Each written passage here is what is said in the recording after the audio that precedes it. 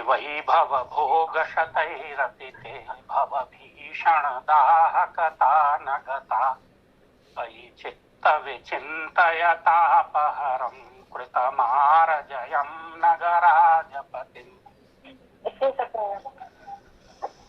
भयं च लोभं च विजित्य बालका पिपृच्छवः मृत्युरहस्यमाकुलाः स्वयं ययुर्यत्र यमालयं पुरा किशोरजिज्ञासुजनस्थलीनुमः।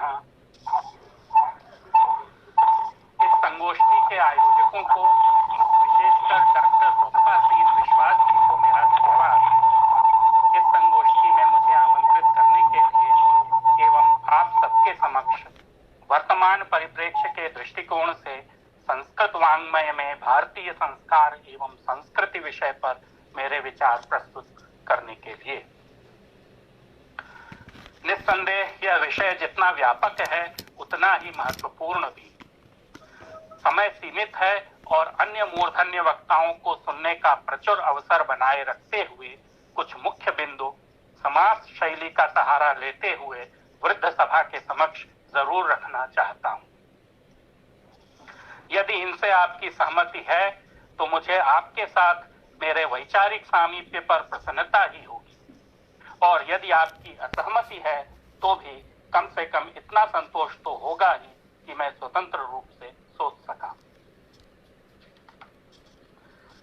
यदि हम अपने समक्ष यह प्रश्न रखें कि वर्तमान समय में भारतीय संस्कृति एवं संस्कार के ऊपर अध्ययन एवं विचार करने की क्या आवश्यकता अथवा उपादेयता है, तो मेरे विचार से आज की हमारी जैसी स्थिति या परिस्थिति है उसमें संभवतः संस्कार से संबंधित वैदिक चिंतन प्रणाली में निहित प्रतिभा ही हमें परिनिष्ठित मार्ग दिखा सकती है। वैदिक चिंतन प्रणाली पर मेरा यह अर्थवादात्मक वाक्य आत्मगौरव अथवा आत्मविश्वास की क्षणिक अनुभूति मात्र के ही लिए नहीं है, अपितु हमारी वर्तमान स्थिति के सम्यक विवेचन करने एवं वैदिक चिंतन प्रणाली पर निरंतर विभिन्न दृष्टिकोणों से अनुसंधान करने के उद्बोधन के लिए है। हमारा यानी संस्कार एवं संस्कृति के अध्ययन में रत आधुनिक भारतीय विद्वानों का, विशेषकर विश्वविद्यालयीय विद्वत समूह का वैचारिक क्षेत्र एक प्रकार की विषमावस्था से ग्रसित है। एक ओर तो हमारे सोचने का तरीका, श्रेयस और प्रेयस के निर्णय का प्रकार, हमारे अंतर में उठते हुए प्रश्नों का स्वरूप और उनके उत्तर ढूंढने का प्रयास बहुत कुछ चाहे दृष्ट अथवा अदृष्ट रूप से उन मूलभूत विचार प्रणाली पर आधारित है जो पिछले 200-300 वर्षों से मुख्यतः यूरोप और फिर अमेरिका के चिंतकों और विचारकों द्वारा विकसित और फिर संपूर्ण विश्व में विस्तारित हुई हैं। और दूसरी तरफ हम पिछले कम से कम 2-3 हजार वर्षों से विकसित और परिवर्धित भारतीय या सनातन चिंतन प्रवाह के वाहक भी दृष्ट अथवा अदृष्ट रूप से हैं। यहाँ अवधेय यह है कि यह दोनों विचार क्षेत्र न केवल विभिन्न हैं, अपितु कई महत्वपूर्ण पक्षों पर विपरीत और परस्पर विरोधी भी हैं ही अनेकशः सत्य है। यह यशोगान हमें आत्मगौरव एवं आत्मविश्वास की अनुभूति प्रदान कर सकता है, जो अवश्य होते हुए भी अपर्याप्त ही है। रक्षा का उपाय पाश्चात्य विचार क्षेत्र के सभी आयामों को, उनके द्वारा निर्णीत तथ्यों को अथवा विकसित आविष्कारों को किसी न किसी प्रकार भारतीय शास्त्रों में पूर्व निहित कह देने मात्र से भी नहीं है। रक्षा का उपाय पाश्चात्य विचार प्रणाली के सर्वथा त्याग के आह्वान मात्र से भी नहीं है। रक्षा का उपाय भारतीय शास्त्रों को पाश्चात्य विचारों के ढांचे में नया ढाल देने से भी नहीं है। संक्षेप में भारतीय संस्कृति एवं संस्कार की रक्षा न तो कालचक्र के पीछे घूम जाने की इच्छा रखने मात्र से न ही प्राचीनता के कर्णभेदी यशोगान से ही, न ही आधुनिक विचारों का स्रोत किसी न किसी रूप में भारतीय शास्त्रों में है यह कह देने मात्र से ही, न ही भारतीय शास्त्रों की आधुनिक विचार प्रणाली के अनुसार नवीनीकरण से ही संभव हो सकेगा। आवश्यकता है भारतीय शास्त्र परंपरा के उन पक्षों के अनुसंधान की जो ऐसी परिस्थिति में हमारे चिंतकों द्वारा आविष्कृत मार्ग हमें स्पष्टतया दिखा सके। इस दृष्टि से वेदांग और ब्राह्मण ग्रंथों के अनुशीलन की अत्यंत आवश्यकता है। रक्षा का एक बड़ा प्रश्न वेदांग ग्रंथों के प्रणयन का कारण है। यह रक्षा या तो वेद की नियत वर्णानुपूर्वी की हो, या वेद पाठ की हो, या शिष्ट प्रयोग की, श्रौत प्रयोगों की इत्यादि।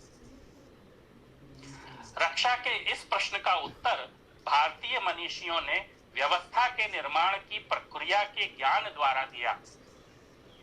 यह एक अभूतपूर्व प्रयास था जो उस समय से भारतीय चिंतन का मेरुदंड बना। व्याकरण का उदाहरण लें। शिष्ट प्रयोग की रक्षा के लिए उस शिष्ट प्रयोग का प्रकृति प्रत्यय आदि में विभाजन कर फिर उनसे सूत्रबद्ध व्यवस्था द्वारा विवक्षित वाक्य का संपादन कर लेने का जो प्रकार एक ऐसी व्यवस्था का निर्माण है जो एक तरफ शिष्ट प्रयोग की रक्षा भी करती है और दूसरी तरफ उसी के अनुसार नवीन प्रयोगों का मार्ग भी प्रशस्त करती है। अष्टाध्यायीकार व्याकरण की विधि से भाषा के भवन की ईंटों का निर्माण कर रहे हैं, फिर भवन निर्माण की प्रक्रिया बता रहे हैं जिससे विवक्षानुसार नवीन वाक्यों का व्यवस्थित प्रयोग हो सके। धर्मशास्त्रकार मानव समाज एवं जीवन के भवन की ईंटों का निर्माण कर रहे हैं जिससे देश काल परिस्थिति के अनुसार नवीन भवनों का व्यवस्थित निर्माण हो सके। इसी प्रकार संस्कार मनुष्यों के अंतर की उस विवक्षा या इच्छा को व्यवस्थापित करते हैं जो केवल प्राकृतिक या जागतिक पदार्थों तक सीमित न रहकर मानवेतर दैवी या पारमार्थिक लोक से जुड़ने के सेतु का निर्माण करती है। इन उदाहरणों को इस प्रकार से प्रस्तुत करने के पीछे मेरा उद्देश्य विविध है। प्रथमतः वेदांग शास्त्रों में निहित व्यवस्था निर्माण की विशिष्ट दृष्टि, उसकी प्रक्रिया और प्रकार को ज्ञापित कर वर्तमान परिप्रेक्ष्य में इन शास्त्रों के सुविचारित अनुसंधान की आवश्यकता पर जोर देना। दूसरा, यह इंगित करना कि व्यवस्था निर्माण का यह प्रकार गतिशीलता या डायनामिज्म का वाहक है, प्रतिबंधक नहीं। यह प्रकार मूलानुसारी परिवर्तन का है। हम बदलें अवश्य, किंतु ऐसी व्यवस्था के अधीन कि बदल कर भी वही रहें। परिवर्तन, परिशोधन, परिष्कार के बावजूद अंतर्मन में उसका भान या तज्जन्य व्यग्रता न हो। आगे बढ़ने की योग्यता, ये शब्द अभी प्रोफेसर ब्रजेश कुमार शुक्ल जी ने संस्कार के बारे में कहे। ये आगे बढ़ने की जो योग्यता है वो कैसे आए?